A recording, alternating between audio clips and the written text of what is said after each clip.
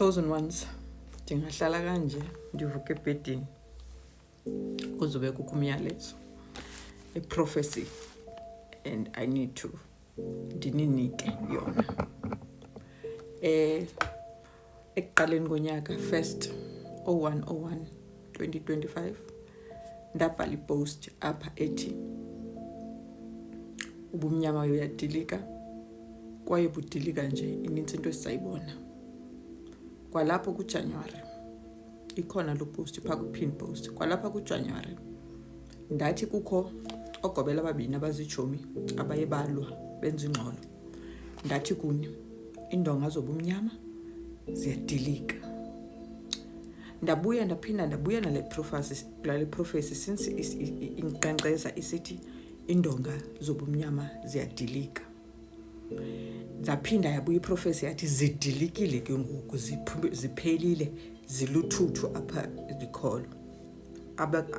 Niyayazi mosiba sendaweni indonga zobumnyama zidilikile. Ndathi kuni okudaliwe kenzeka abantu babuyela ezintweni, izinto zabo bezithathiwe zizawubuya, abebehamjelwe ezangomeni bathini izinto zabo zizawubuya. Niyakhumbula nditsho? Okay, so izolo before ndilale ndenza my power bank, ndalala ndaphinda ndaphelelwa kubuthongo kancinci. Kubekho i-intuition ethi khawungene kancinci apha ku-TikTok. Xa ndingena ku-TikTok ndifike omnye wabagobela abaziwa kakhulu, andibabiza amagama abantu because I don't want to be sued, right? But andoyiki uthetha into ezinjeni, kufuneka ndizithethile because ndithunyiwe.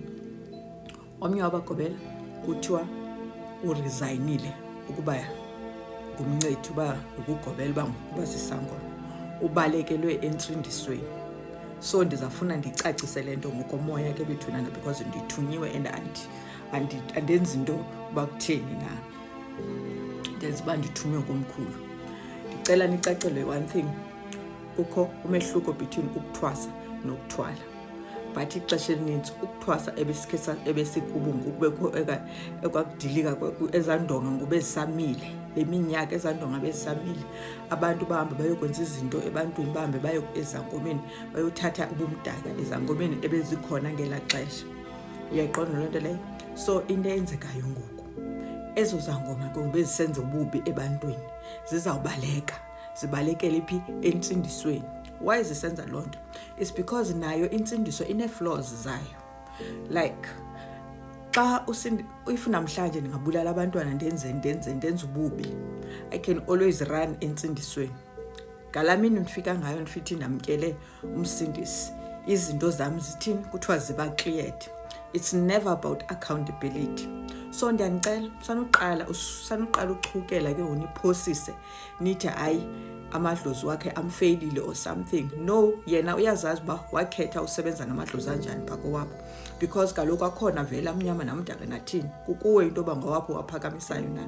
Ningakhe nilinge nihambe ningcolisa igama lamadlozi. Awethu amaglozi clean, ayasebenza, abantu bayaphila. Wasikadumi kwaye bunewune basemhlabeni besingekabi nawo, because kaloku into ibiphakamile ibizizinto ze-shortcut nokuthi abantu bafuna izinto ezikhawulezileyo. So ze nincede, ndithunywe ngomkhulu kakuhle bathi ze ningakhe lilinge ningcolisa igama elithi idlozi limflathele ontoni. Ayikho loo nto leyo. And aba bantu bene beqhayisa bathi hayi wadla ubani walamba uSathana, wadla bani wadla uJesu. Ayikho loo nto leyo. People are going to pay for the things that they have done to people. No bangabalekela phi na. Just people must be accountable. Bachaza ukuthi what did I do? Ndithe kuba mabarepent abantu benze izinto ebantwini. They must repent.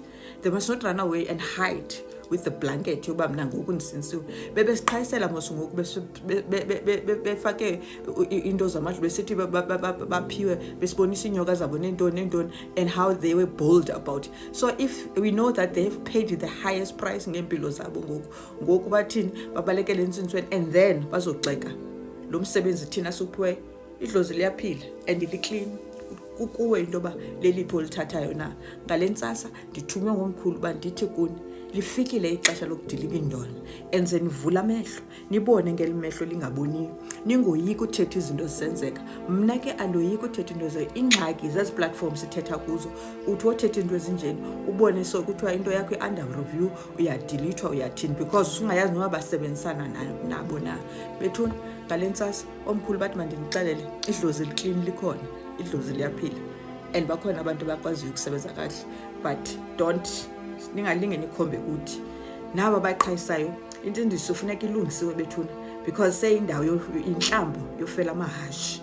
Abantu abenza izinto bazawubalekela khona ngoku. And there's nothing wrong with repenting, but ungakulinga ukhomba umnwe uthi abusuka khona. Chaza uba wenze ntoni, uhlambuluke ukwenzele nawe uzokwazi ukusinda. Noba ubuyenze laa nto mhlawumbi uyenze inhliziyo yakho ingekho kuloo nto, mhlawumbi uyenza nawe ngobuntwana or ngonyoluka wayinikwa ngomnye umntu. Chaza, hayi uba ukhomba iminwe into yobana hayi amadlozi ngawo abendenzisa so. Don't start. Bethuna, love and light. It's a Saturday. Maningazubuchuku. Ningalibali. Everything is working out for me. Dilikile indonga zobumnyama.